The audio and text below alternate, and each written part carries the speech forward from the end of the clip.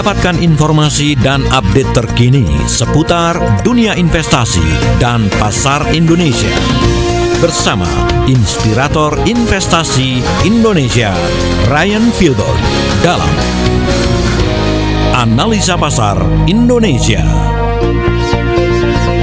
Halo smart listeners dimanapun Anda berada, dan juga sahabat Sonora dimanapun Anda berada, selamat sore. Apa kabar semuanya? Kembali lagi bersama saya Ryan Filbert dalam Analisa Pasar setiap hari Rabu. Dan pada sore hari ini di tanggal 11 Maret 2020 saya akan kembali memberikan update-update terkait dengan dunia keuangan dan investasi.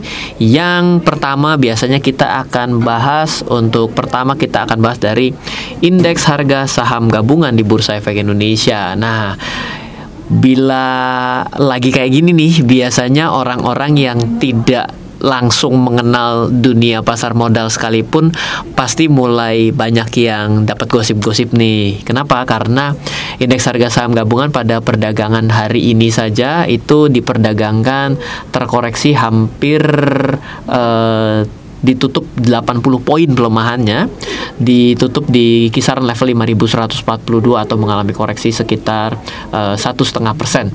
Dan dengan ditutup pada hari ini pada level merah ya, biasanya kalau turun itu merah, kalau hijau itu naik. Ini selama 1 bulan indeks harga saham gabungan telah mengalami penurunan 13%. Selama 3 bulan itu turun 16,4%. Selama 6 bulan turun 18,46%. Selama 1 tahun itu turun 21%. Jadi boleh dibilang bila Anda berinvestasi dari titik 1 tahun yang lalu, tapi membelinya adalah indeks harga saham gabungannya, maka kita kemungkinan besar akan menelan kerugian kurang lebih sekitar 21%-an. Dan memang benar di channel YouTube saya juga banyak yang mulai bertanya dan merasa khawatir kenapa indeks harga saham gabungan mengalami penurunan, reksadananya yang tadinya dibeli hijau atau untung tiba-tiba sudah minus 20%, mereka merasa khawatir. Nah, biasanya saya juga menginformasikan juga bahwa dalam kondisi pada saat ini memang kemungkinan indeks harga saham gabungan cenderung tertekan, karena yang tertekan bukan hanya dari indeks harga saham gabungan tapi juga dari indeks-indeks yang ada di dunia. Mungkin yang bisa kita lihat contohnya ya, itu dari indeks Nikkei, yaitu indeks yang ada di Jepang. Nikkei selama 1 tahun juga mengalami penurunan 8%, tapi kalau dari awal tahun 2020 Nikkei juga telah mengalami penurunan 16,3%. Dan yang lebih serunya lagi adalah dalam 1 bulan Nikkei justru sudah turun sebesar 18%. Lalu kalau yang juga cukup menjadi favorit adalah bursa Hang Seng. Hang Seng selama 1 tahun telah terkoreksi sebesar 11,87%. Lalu yang menjadi rame juga biasanya dijadikan sebagai salah satu acuan juga dari Dow Jones. Dow Jones juga sudah mengalami penurunan. Dan kalau kita perhatikan tidak hanya dari indeks, tapi penurunan atau volatility juga terjadi dari mata uang, di mana mata uang kita di nilai tukar dari rupiah terhadap US dollar juga kita telah mengalami pelemahan dengan ditutup pada hari ini di 14,353, di mana selama 1 bulan terakhir kita telah mengalami pelemahan sebesar 5%. Jadi boleh dibilang kita bukan hanya melemah dari pasar modalnya saja, tapi dari nilai tukar juga kita mengalami pelemahan. Nah, kalau yang berkebalikan itu adalah dari spot harga emas dunia. Harga emas dunia boleh dibilang orang yang investasi selama 1-2 tahun, 1-3 tahun terakhir di emas dunia itu mengalami investasinya bertumbuh dengan cukup signifikan. Dan di tahun kemarin pun saya sempat mengutarakan bahwa bila Anda membeli emas dunia, berarti tahun kemarin investasi terbaik dan paling untung Anda adalah dengan membeli emas. Dan sampai saat ini pernyataan itu masih belum terbantahkan. Kenapa? Karena dalam waktu 1 bulan emas sudah mengalami kenaikan sebesar 5,45, dan selama 1 tahun emas dunia telah mengalami kenaikan sebesar 26,58. Jadi yang saya kemukakan adalah spot harga emas yang biasanya dikodekan dengan XAU US dollar, di mana nilai tukar emas di counter langsung dengan harga US dollar, yaitu pada hari ini berada pada kisaran level 1.657 US dollar per troy ounce, di mana juga emas dunia sempat naik di atas level 1.703, di mana 1.703 itu adalah nilai tertinggi yang dapat dicapai setidaknya selama 8 tahun terakhir. Nah, jadi bincang-bincang kita pada sore hari ini, saya mau coba mengambil kondisi kita mundur pada tahun 2008, di mana kondisinya agak mirip. Saya tidak mengemukakan mengenai krisisnya, tapi yang saya mau kemukakan adalah trennya dulu, di mana indeks harga saham gabungan mengalami penurunan. Kalau dibilang apakah kita dalam keadaan krisis atau tidak, antara iya dan tidak, karena indikatornya masih belum muncul krisisnya, tapi sentimennya sudah ada. Nilai tukar kita melemah, yes, betul ada, dan harga emas dunia kembali mengalami kenaikan. Nah, biasanya dengan kenaikan harga emas dunia ataupun emas LM Antam yang hari ini juga sudah berada di level 900.000, itu ada tren investasi yang dilakukan oleh masyarakat secara berbondong-bondong yang dinamakan berkebun emas. Mungkin Anda yang mungkin sempat berinvestasi dengan metode berkebun emas, trennya itu terjadi dengan kenaikan harga emas yang tanda kutip menggila, itu dari tahun 2008 menuju 2013. Dan bila pada saat ini dan ke depan ternyata emas masih mengalami pola kenaikan yang sama, maka tren berkebun emas kemungkinan akan kembali muncul. Dan seperti apa tren itu dan apakah Anda harus menghindari atau tidak ketika Anda ditawari yang namanya berkebun emas, ini akan kita bahas di sore hari ini. Ya, sekali-sekali kita tidak ngomong mengenai pasar modal lah, karena pasar modal selalu saya sudah bahas ya di dari awal tahun, bahwa penurunan pasar kalau misalnya terjadi diskon itu adalah suatu kesempatan untuk masuk, lalu dasar-dasarnya kenapa, bagaimana cara memilih sahamnya. Tapi saya kira kita juga cukup harus berimbang, kita harus bisa membahas bahwa analisa pasar bukan hanya analisa pasar keuangan seperti membeli saham saja atau membeli reksadana saja, tapi saya juga mau membahas mengenai tren harga emas, dan saya mau mencoba untuk mungkin mau mengawali atau menjadikan titik kenaikan harga emas ini untuk kembali membahas kemungkinan akan mulai muncul dan rame yang namanya aksi berkebun emas. Dan berkebun emas itu apakah ada bahayanya dan seperti apa tingkat keberhasilan, itu yang akan kita bahas sepanjang analisa pasar di sore hari ini. Jadi buat Anda smart listeners dan juga sahabat Sonora yang ingin bergabung, pingin curhat juga, mungkin pernah melakukan metode kebun emas di era tahun 2008 menuju 2013, Anda bisa berdiskusi langsung dan juga bisa ngobrol-ngobrol langsung. Silakan kirimkan, silakan Anda hubungi di 0812 11 12 959. Nah, sebelum kita akan mengakhiri sesi pertama ini, saya akan menginformasikan bagi Anda yang mau belajar investasi bersama saya punya modul yang sangat bagus sekali untuk belajar investasi all instrumen, semua market, mulai dari saya mesti investasi di mana, saya mesti mulai dengan uang berapa, investasi yang sederhana itu apa. Lalu juga saya memberikan satu digital book, judulnya adalah The Secret Property Investment. Buat Anda yang mau, silakan kirim nama, email, dan nomor handphone Anda sekarang juga ke 0812 11 12 959. Selama siaran ini saya buka kesempatan, bila Anda mengirimkan nama, email, dan nomor handphone, saya akan mengirimkan kembali belajar investasi selama 30 hari dan juga buku digital berjudul The Secret Property Investment dari saya. Kita akan kembali setelah jeda berikut. Tetaplah bersama kami dalam talkshow interaktif Analisa Pasar Indonesia.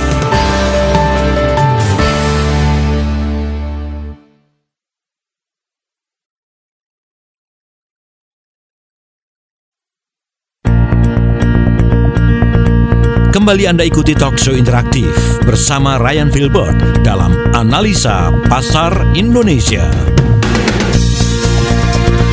Selamat bergabung kembali Smart Listener dan juga sahabat Sonora. Dan juga saya tidak lupa menyapa Anda semua yang baru saja bergabung di sore hari ini yang masih dalam perjalanan pulang. Saya ucapkan selamat berkendara dan juga berhati-hati selalu dalam perjalanan Anda agar kita bisa selamat sampai di tujuan. Dan saya menyapa kepada seluruh sahabat Sonora dan juga Smart Listeners yang ada di Jakarta, Surabaya, Medan, Balikpapan, Banjarmasin, Palembang, Makassar, Manado, Pekanbaru, dan Yogyakarta. Anda sedang berada dalam analisa pasar. Di sesi pertama tadi saya sudah mengutarakan bahwa tren pelemahan dari indeks harga saham gabungan IHS kita sudah membahas ini dari awal tahun 2020 dengan berbagai macam sentimen, dan ditambah sentimen yang masuk ke dalam sektor real adalah coronavirus yang sudah saya kemukakan lagi bahwa mari kita lihat sebagai suatu dinamika yang terjadi dan sebenarnya apa yang harus kita lebih persepsikan itu sudah kita bahas di minggu lalu. Nah, sekarang di sesi kali ini kita berbincang-bincang mengenai tren kenaikan harga emas. Kenaikan harga emas boleh dibilang dari tahun kemarin adalah investasi terbaik. Kenapa? Karena dalam 1 tahunnya saja kita sudah return 20%. Untuk 3 tahun kita sudah return 30%. Dan di tahun kemarin buat Anda yang membeli emas, maka tinggal tidur saja harganya sudah naik puluhan persen.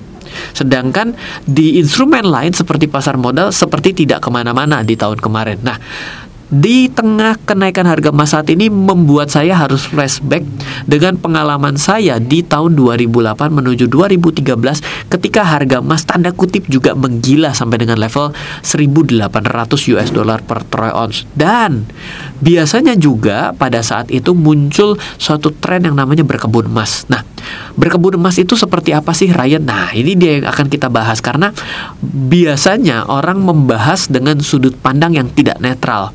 Dia membicarakan mengenai keuntungannya tanpa membicarakan analisa resikonya secara historical. Kalau kita melihat tren keuntungan, kita pun berbicara historical loh.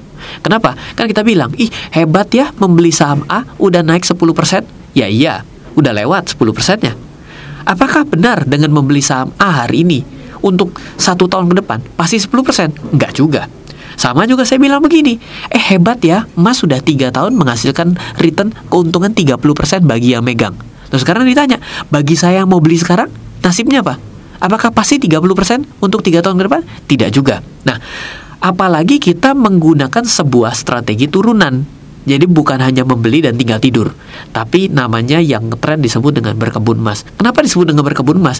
Karena memiliki emasnya 1, tapi bisa merasakan kenaikan sampai 5 batang emas. Nah, bagaimana sih praktek berkebun emas yang ada? Praktek berkebun emas tuh begini. Misal saja ya, kita berandai-andai secara angka yang sederhana. Saya punya 1 kilo emas. Kalau 1 kilo emas sekarang 900 juta loh, jangan main-main. 1 kilo emas. 1 kilo emas itu kalau saya beli, berarti saya perlu uang. Ya, oke. Harga 1 kilo nggak 1 gramnya 900 ribu. Ya oke lah, saya bulat-bulatkan sajalah dengan 900 ribu.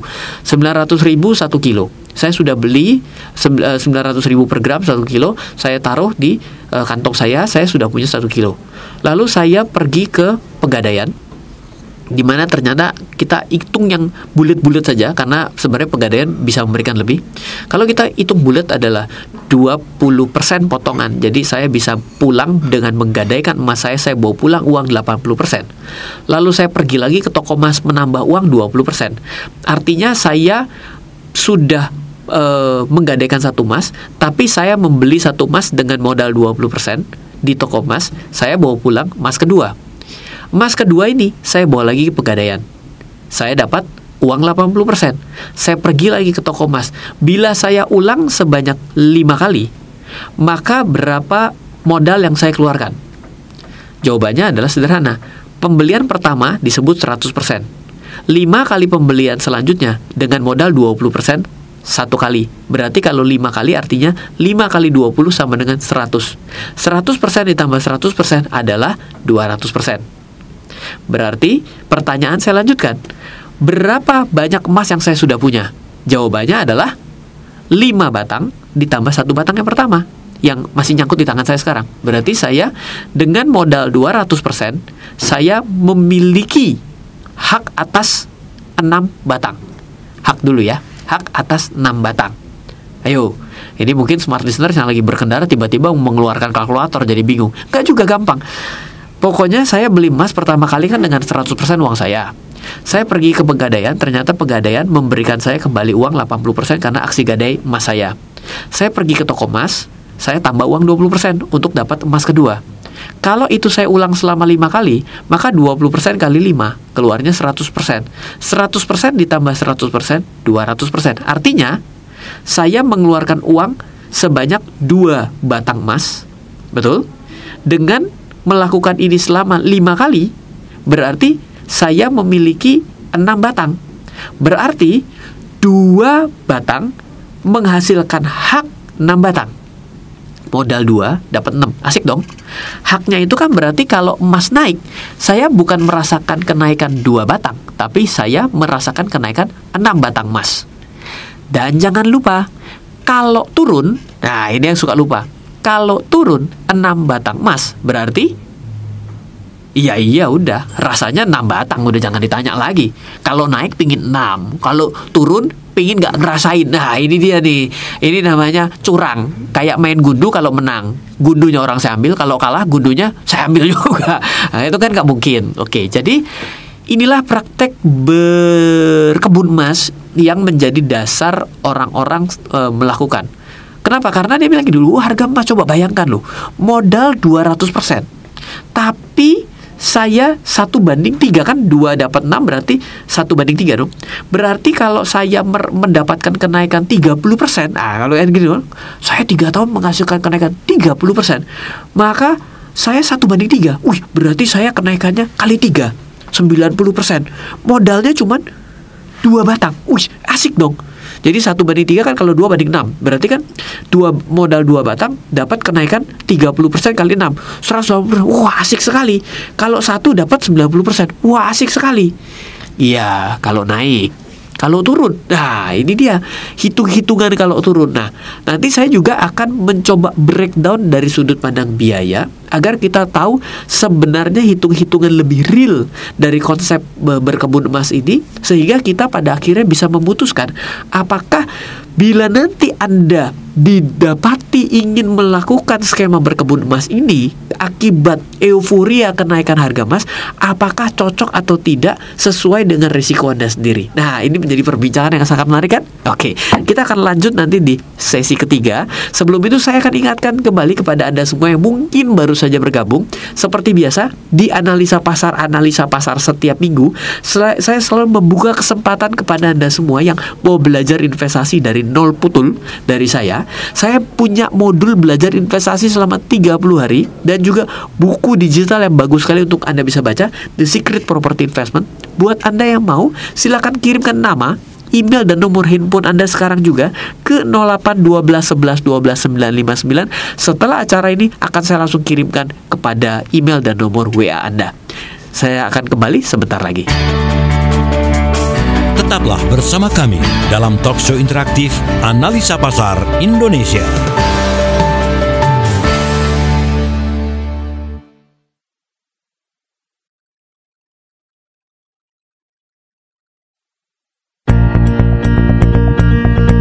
Kembali Anda ikuti talkshow interaktif bersama Ryan Filbert dalam Analisa Pasar Indonesia.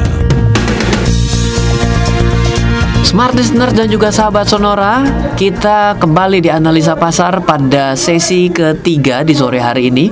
Masih bersama saya Ryan Filbert, dan di sore hari ini kita selain berbicara mengenai analisa pasar keuangan, kita juga berbincang-bincang mengenai tren kenaikan harga emas.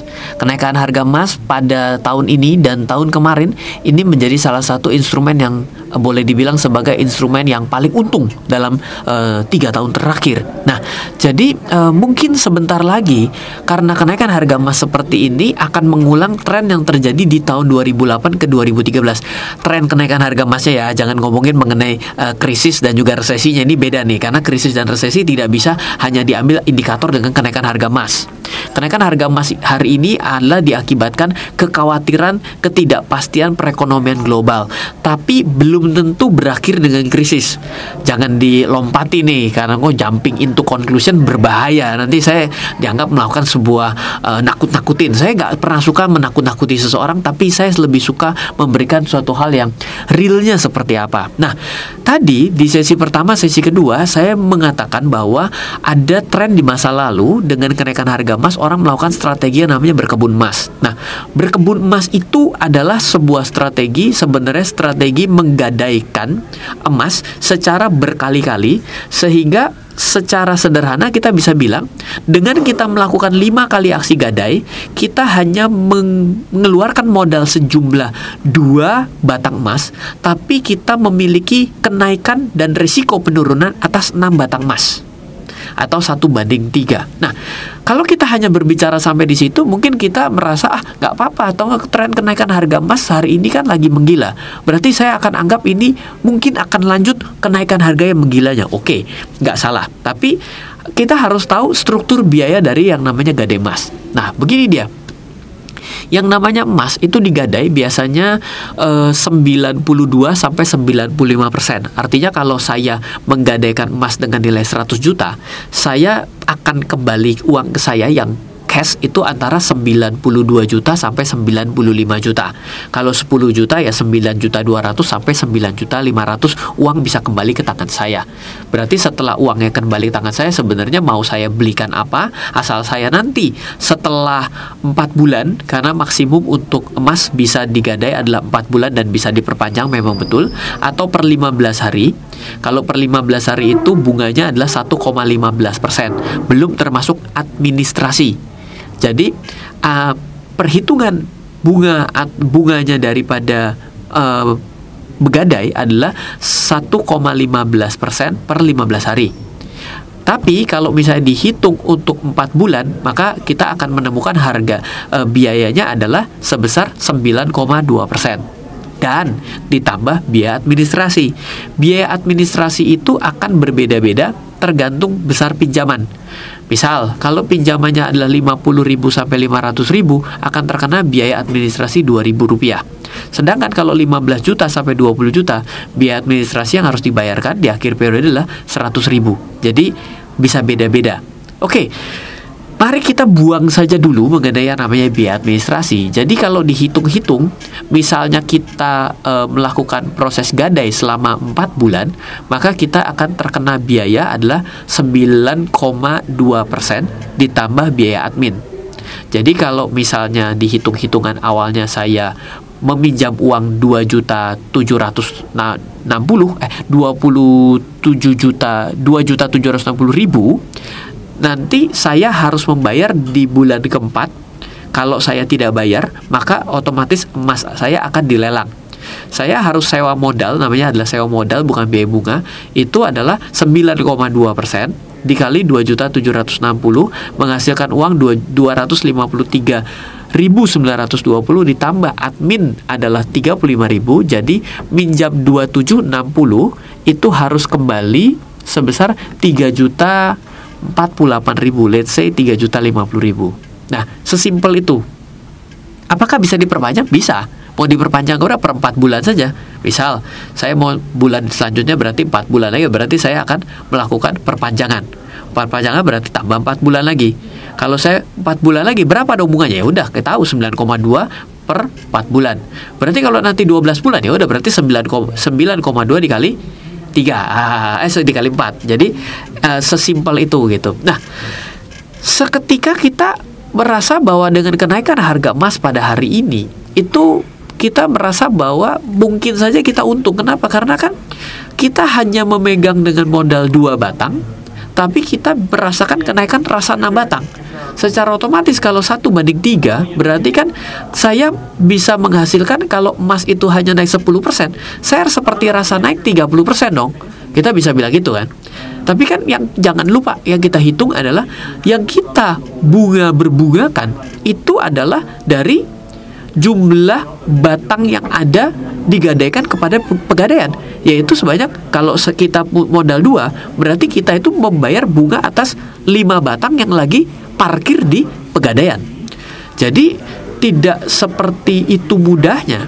Apalagi kalau nanti Anda mencoba mengolah, apakah benar dengan metode berkebun emas seperti hari ini mampu menghasilkan sebuah keuntungan? Kebetulan saya memiliki data yang sudah saya olah, dan nanti mungkin kita akan bisa mendapatkan angka yang lebih aktual dari metode berkebun emas ini. Nah, sampai di sini dulu.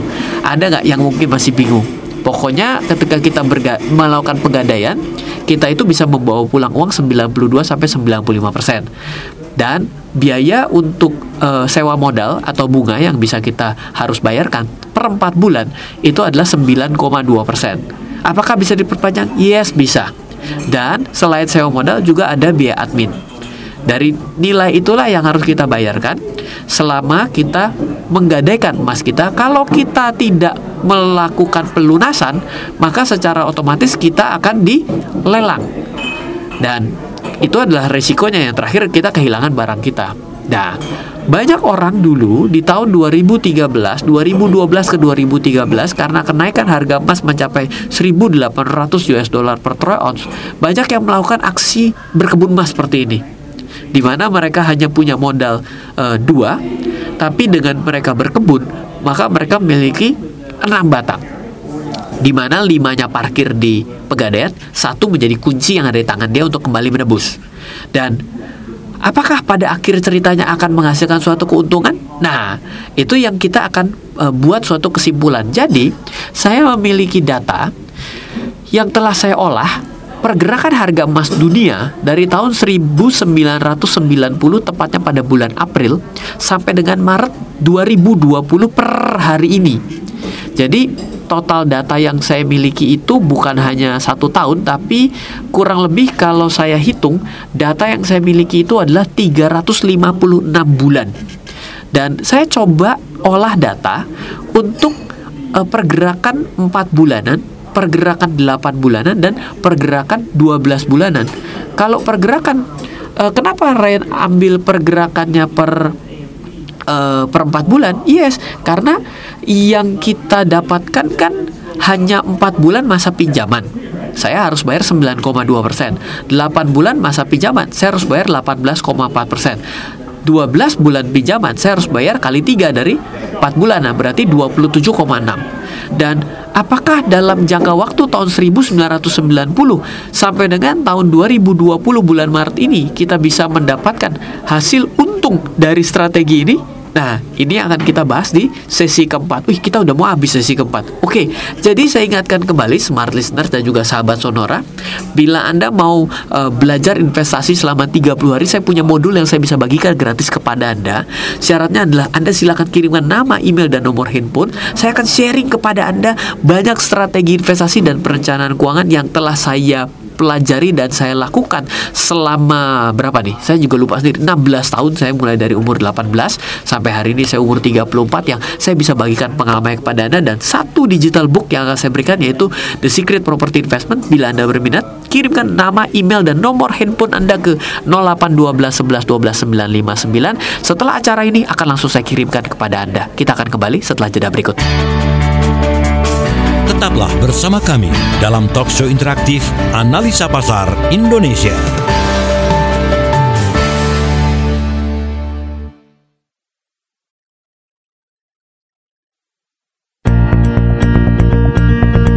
Kembali Anda ikuti talk show interaktif bersama Ryan Filbert dalam Analisa Pasar Indonesia.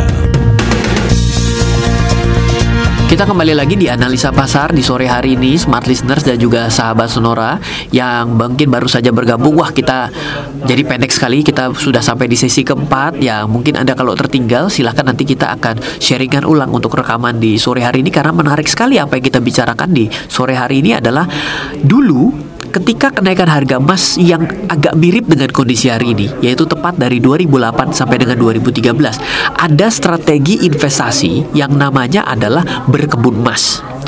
Dan ternyata berkebun emas itu sebenarnya adalah menggunakan metode aksi gadai emas, di mana aksi gadai emas diulang sebanyak beberapa kali, misal adalah 5 kali atau lebih. Dan kita mengeluarkan sejumlah modal yang kita mungkin keluarkan adalah sekitar 2 2:6. Jadi artinya dua batang tapi punya 6 kenaikan harga emas, 6 batang kenaikan harga emas, di mana sisanya jadi 5 batangnya itu sebenarnya menggunakan uang pegadaian. Nah, bagaimana uang pegadaian itu kita olah adalah selama 4 bulan itu kita harus membayar biaya modal ataupun bunga sebesar 9,2%. Yang hari ini ya berlaku 9,2%, dan ada biaya administrasi. Nah, tadi kita sudah menyambung sampai dengan di sesi ketiga bahwa saya memiliki data pergerakan harga emas dari bulan April 90 sampai dengan Maret 2020. Ini yang menjadi saya mau bahas di sore hari ini, apakah metode gadai emas bisa menguntungkan Anda selama kurun waktu tahun 90 sampai dengan 2020. Nah, ternyata smart listeners dan juga sahabat Sonora, bila Anda melakukan aksi gadai emas hanya untuk 4 bulanan, berarti misal ya, kalau Anda mulai investasi dengan metode ini dari bulan Oktober, November, maka Anda akan mendapatkan hasilnya di Maret 2020. Berarti kan dengan return di atas 9,2%, artinya Anda untung. Tapi kalau return di bawah 9,2%, berarti Anda cuma ngasih makan ke pegadaian. Ternyata dari data yang saya olah, dari 356 kemungkinan Anda berinvestasi dengan metode gadai ini, Anda hanya mungkin untuk untung sebanyak 61 kali di atas 9,2%. 4 bulan. Dan kalau Anda mengulang metode ini untuk 8 bulan, 352 kali kemungkinan Anda hanya dapat keuntungan di atas 18,4%. Kenaikan harga emas hanya 40 kali kemungkinan. Dan untuk 12 bulan, dari 349 kali yang muncul dari tahun 90 sampai dengan tahun 2020, Anda hanya dapat kemungkinan 27 kali untuk bisa lebih tinggi dari 27,6%. Coba bayangkan, 4 bulan 61, 356. Artinya hanya 17% kemungkinan Anda untuk untung dengan skema ini.